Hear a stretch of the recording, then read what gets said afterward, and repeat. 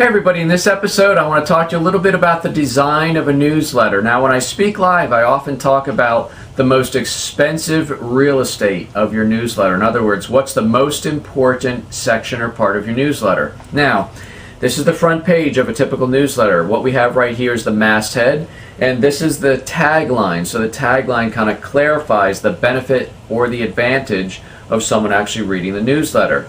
If you think that the front page is where you want to put your most important information, you'd be wrong. Here, let me tell you about the most expensive real estate of the newsletter. It's actually the back page. Now here's why. Most newsletters are self-mailers. In other words, they're mailed, they're just put a tab here, they're closed up and mailed. They're not put in an envelope, in other words. So, the most expensive real estate is the back page, and here's why.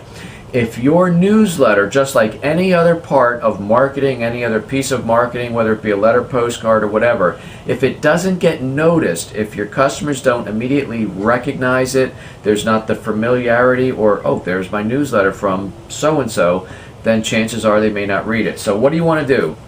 What I do is on every newsletter design, I do what I call a mini masthead, okay? So this right here is the mini masthead. That is a small version of the masthead that's on the front page, all right? So in this case, we have growth management strategies, all right? The mini masthead, growth management strategies, is right there. So again, it's instantly breeding familiarity. The customer will recognize that. Here's another tidbit as far as design. When you fold a newsletter to be mailed, it folds to 5.5 by 8.5, okay? Now, a lot of people make the mistake of using this whole half of a sheet as the mailing panel, and that's wasted space. You actually only need about the top third. So what I do, again, I have the mini masthead, then I put my tagline. Again, this is in a reverse stripe since it's on white, and that kind of makes a nice, very clean mailing panel. So you have this space here above the fold. This is what I called my horizontal aha, okay? So your horizontal aha is a self-contained little tip or factoid, something you want to share with your customers. On the flip side, this is where you want to put an important article. Sometimes there'll be two articles.